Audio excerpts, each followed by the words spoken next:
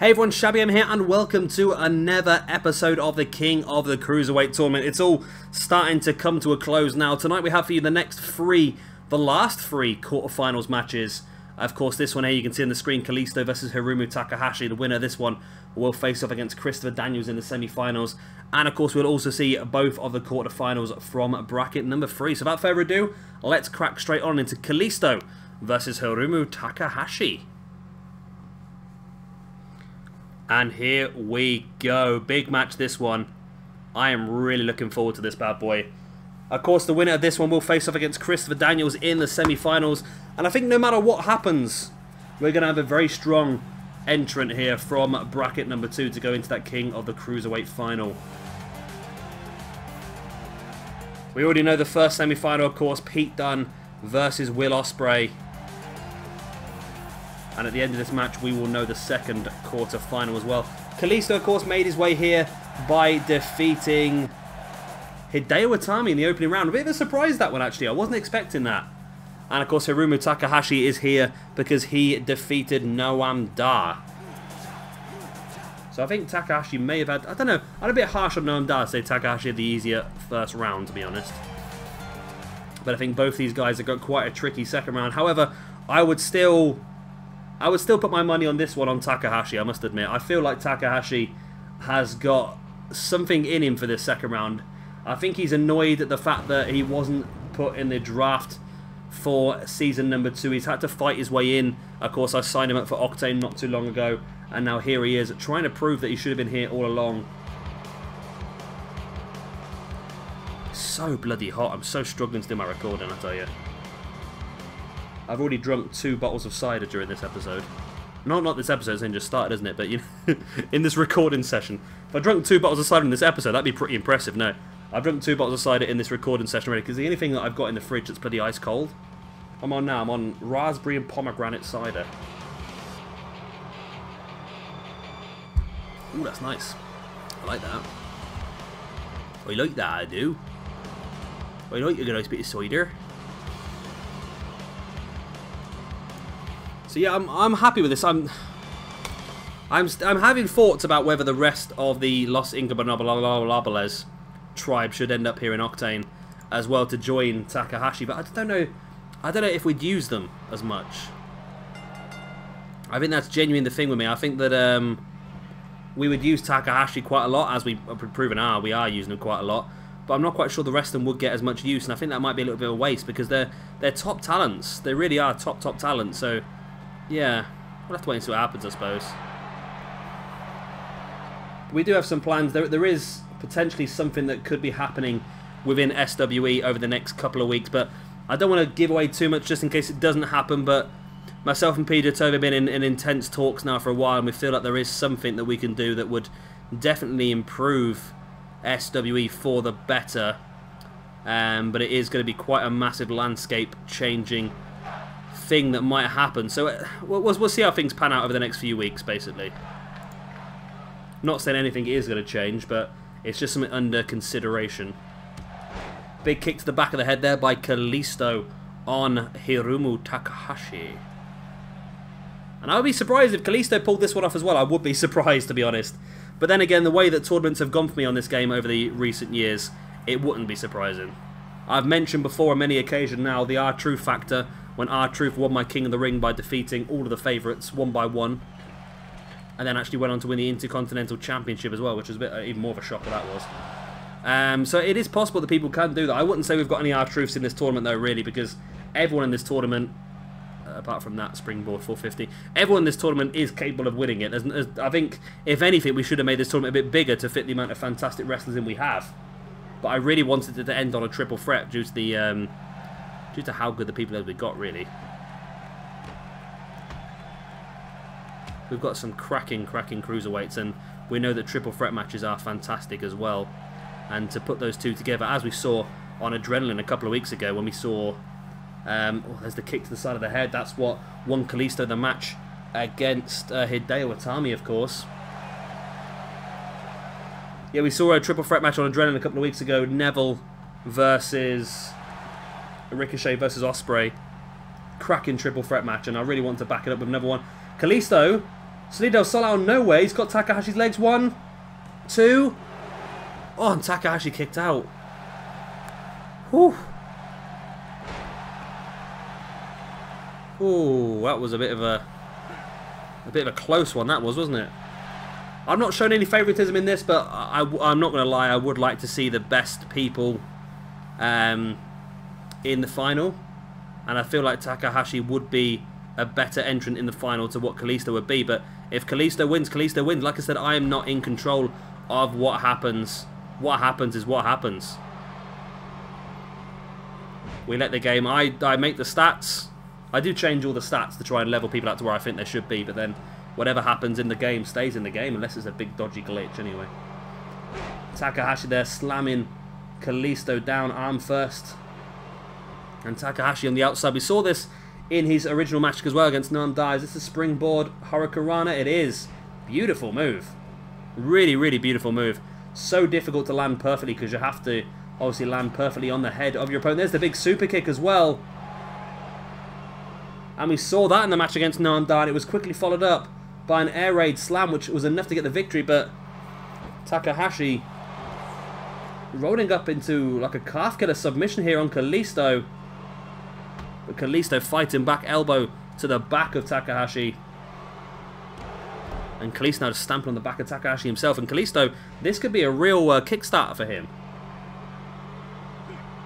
Takahashi fights Kalisto away. Stamping on the arm of Kalisto now. And what's Takahashi got planned? What's Kalisto rolls him through. And Takahashi rolls Kalisto through. We're at part of the match now where both guys not got a lot of energy, but reversing a lot of what the other one's doing. Russian leg sweep by Takahashi now bringing Kalisto back up to his feet. Another super kick. There's the pin by Takahashi on Kalisto. 1, 2. Oh, it's only a 2. What a match this has turned out to be here in the quarterfinals of the King of the Cruiserweight tournament. One of these guys will advance on to the semis to face off against Christopher Daniels. Dragon screw by Kalisto. Kalisto now over the top. Springboard frog splash. Bringing Takahashi back up to his feet. Rolls him through. Kick to the side of the head. That's what he used to defeat Hideo Itami. There's a pin. Oh, it's a 2. It's only a 2. What a match. These two cruiserweights really on top form here this evening. Both of them desperate to make their way into the semi-finals. Kalisto now lining up. Hirumo, Takahashi, Salida del Sol. 1, 2. And Takahashi's out. Takahashi has been eliminated from the King of the Cruiserweight tournament. Wow. Wow, wow, wee wah. That was a surprise. Was not expecting that. And Kalisto goes on to face off against Christopher Daniels in the semi-finals. That was big. That was a really good match as well, actually. I really, really appreciate that match. Boot to the side of the head by Kalisto. And now we know our two semi-finalists then from bracket number 2. We'll have a quick look before we finish this episode off. But the boot to the side of the head there by Kalisto, of course, not enough to keep Takahashi down. But the Sydal Sol was. Hooks the legs for the 1, the 2, and the 3. What a match for Kalisto. What a win for him. Possibly one of the biggest wins of Kalisto's entire career, defeating a cruiserweight, a world-renowned cruiserweight, in the form of Hirumo Takahashi. That was big by Kalisto. Really, really big. What a win. Showing us that maybe Kalisto has got a bigger future in the cruiserweight division on Octane than we thought.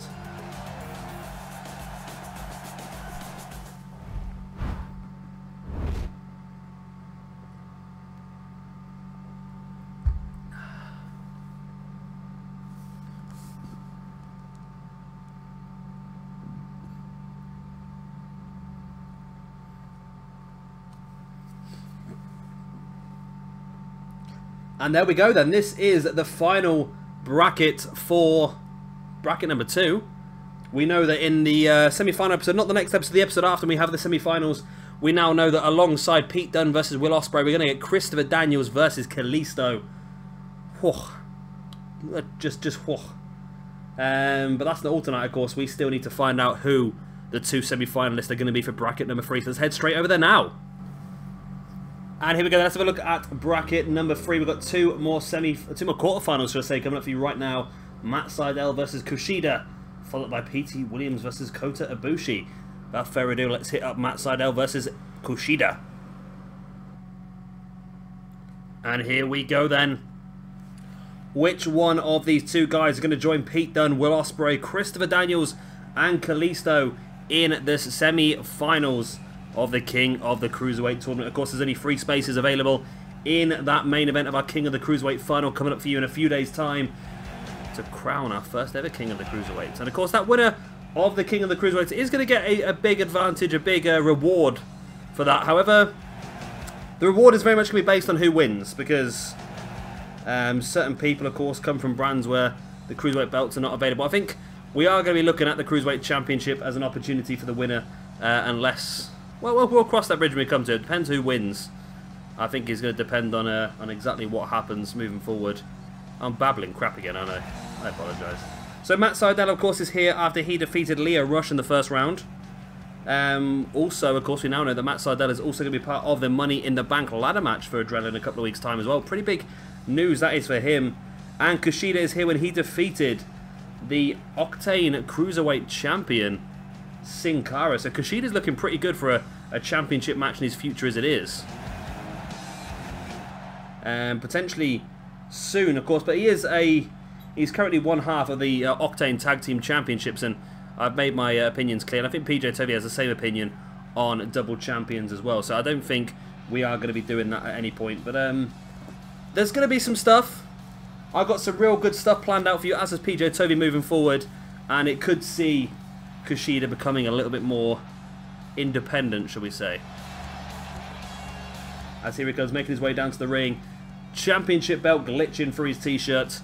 You know, I'll tell you what, with the stuff we've found out about 2K18, of course you can check that out on my channel. I've done a quick little video on the news that we know about 2K18. I'm really looking forward to it. There's some big stuff that's already been announced. Biggest roster ever, which is no surprise they're going to have to be this year. As well as create a match. Now, create a match for me is something that I've been begging for years. So I'm really looking forward to getting that. That's going to really allow us to be a lot more creative with some of the stuff that we do in the universe mode. But also other things as well, such as having 8 people in the ring at once. If the AI works, we've got some really good potential ladder matches coming for you next year, then things like that. Royal Rumble matches as well, where people are actually going to work together. People in stables will work together in those sort of matches. That's really good as well. So I'm really looking forward to the potential of what we can do with 2K18. But as time goes on, we'll of course start to plan that a bit better. And here we go then, Matt Sydal versus Kushida. The winner will go on to face off against the winner of Petey Williams and Kota Ibushi for that spot in the finals of the King of the Cruiserweight tournament. Of course, it's going to be a triple threat match, and it is going to have its own 7-match card. If Kushida doesn't win, I don't know. I really don't know. I think I might have to.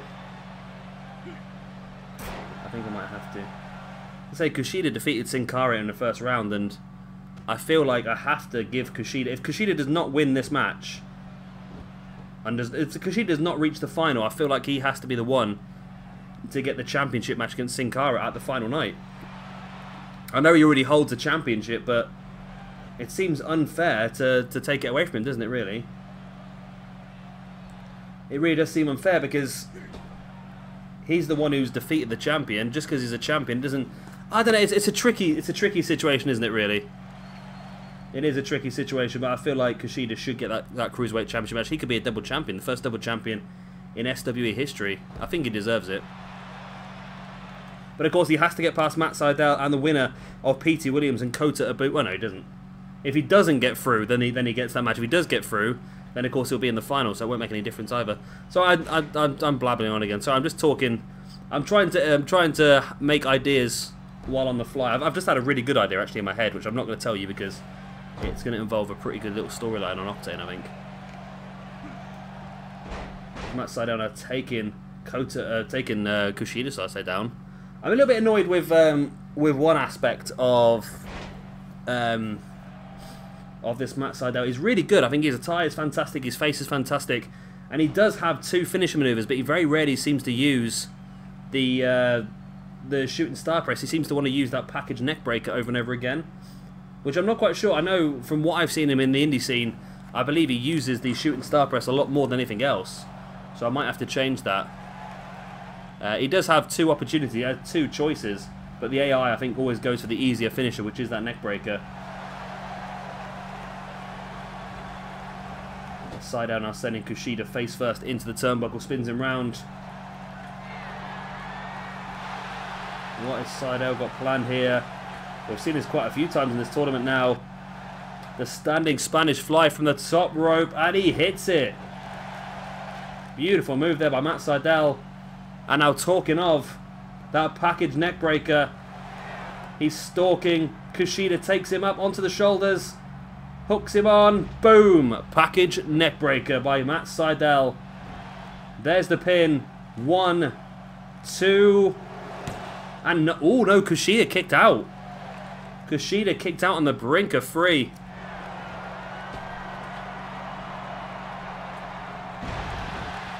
Matt Sydal there with a corkscrew moonsault. I don't think he has the shooting star press available now. I think that that neck breaker used up his finishing maneuver. Kushida now into a gutbuster on Sydal. Bringing him back up to his feet.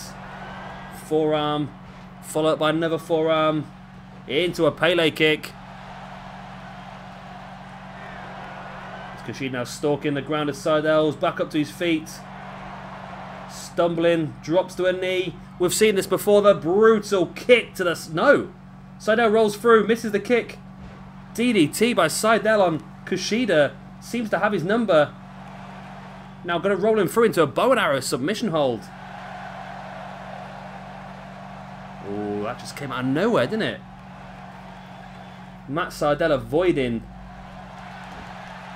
the kick to the side of the head. Kushida bites free now from the bow and arrow though. Matt Sydal sends him into the corner. We're going to see it again. I think we are.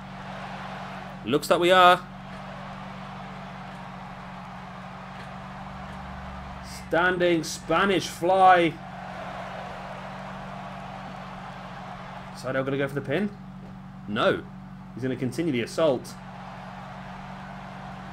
Big knee right to the side of the face of Kushida. Oh, now he does head up top. Are we going to see it? The shooting star press. There's the pin.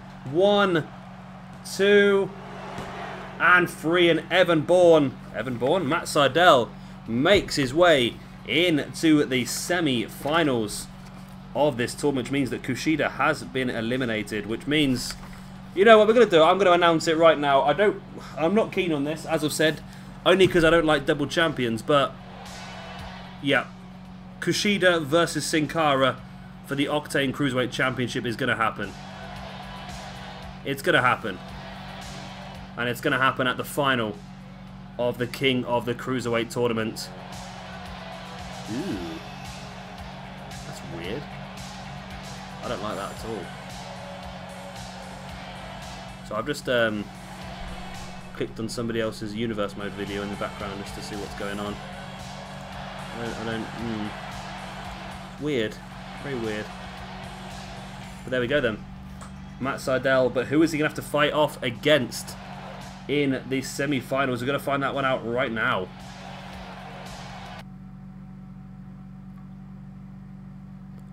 And here we go. We're going to see Kota Ibushi take on the shiniest man that SWE has to offer.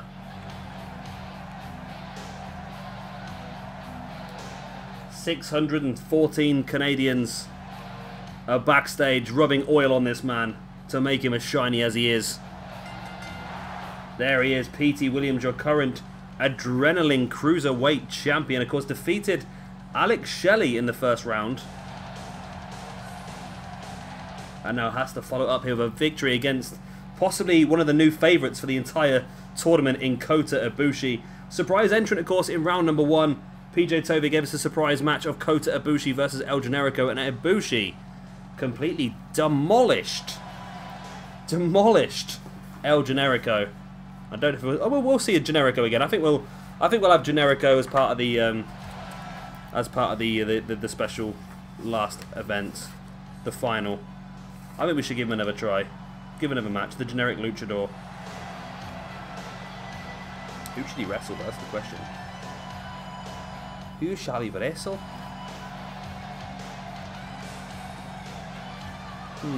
So I'm just looking up and down the list of different people we could use.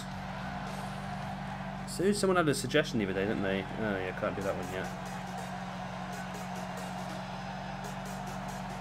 And here comes Kota Ibushi. So I'm just looking through my list of matches. My list of people here in the cruise. There's quite a few cruiserweights that didn't even use, isn't there?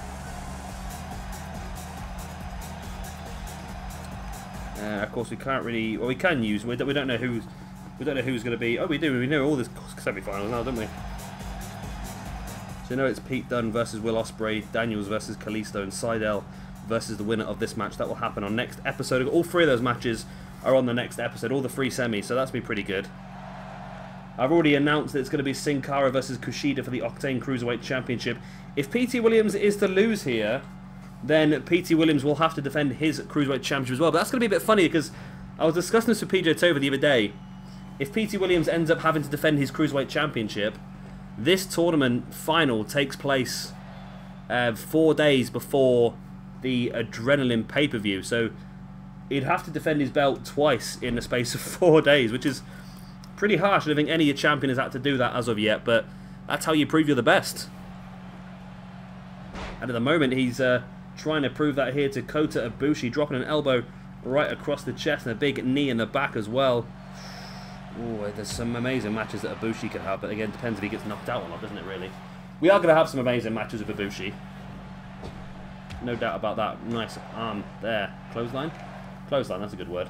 Nice clothesline there by Petey Williams. Now gets an elbow dropped right in his chest. Ibushi. Oh, Pele kick. I think he just about caught Williams, but not enough to cause too much damage. Now does catch him with the legs. The leg lariat. Whoa, that is a hell of a lion salt to get that distance across the ring, and now goes for a short one and completely misses. Pete Williams does catch the referee. We should bring Scott Steiner into Adrenaline, should we, just to team up with Petey Williams? I know, I'll say that to PJ Tovey, he'll just laugh at me, I know what he's like. I don't blame him, I did the same thing. Petey Williams now showing his strength with that headlock there on Kota Ibushi, and Williams actually dominating this match a bit more than I thought he would early on. Waiting for the leg drop, and Ibushi slides out the way. Ibushi now dropping a dropkick right in the back. So of course whoever wins this tournament is going to end up with a lot of ranking points. Because you think to yourself, like, winning the first round gets you 5, winning the second round gets you 5, winning the semis gets you 5. That's 15 points, and if you win the final, it's a triple threat match at a pay-per-view, so that's worth 20. It's worth 20 points. So the winner of this is going to gain 35 ranking points and potentially another reward based on who it is that wins. It looks like whoever does win is going to end up with a Cruiserweight Championship match. It just depends on it. Oh my god, Kota Ibushi has just used Petey Williams' own Canadian Destroyer on him. There's the pin. 1, 2. Oh my god, Kota Ibushi nearly won this one by being the cockiest git in the world. Tried to utilise Petey Williams' own finisher maneuver against him. Ibushi now sending Williams over the rope. Oh, spears him off the apron as well. What has Ibushi got planned now? Stalking the grounded Petey Williams. Asai moonsault taking Williams down. See, I like it when the game starts utilising more of these sort of moves, and I know they're very situational. It's when they get a chance to use them, they don't specifically go for it. But that Asai moonsault is a great move to use. Williams now sending Kota Ibushi back in. There's the elbow straight across the face.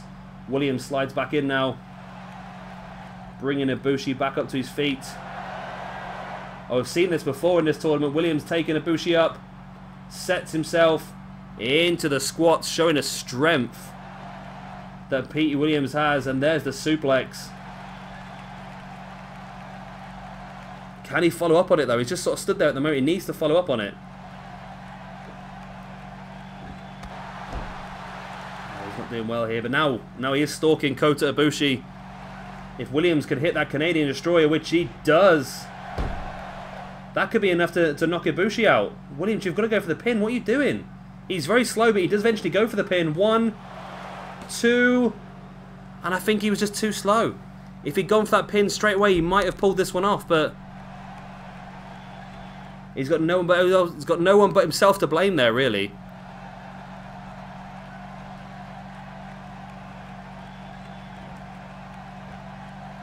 Elbow there by Petey Williams, yeah. I forgot his name there for a second.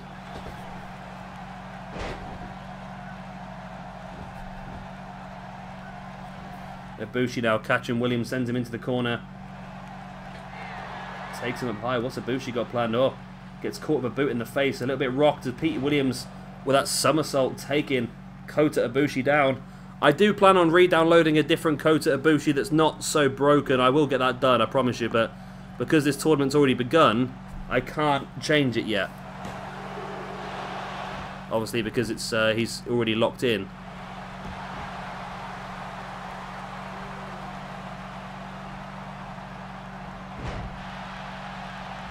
Drop kick to the back of the head there by Kota Ibushi. Oh, nice. WWE just released a list of their 10 best matches so far of 2017, and number 1 is Tyler Bate versus Pete Dunne, and number 2 is the Authors of Pain versus DIY.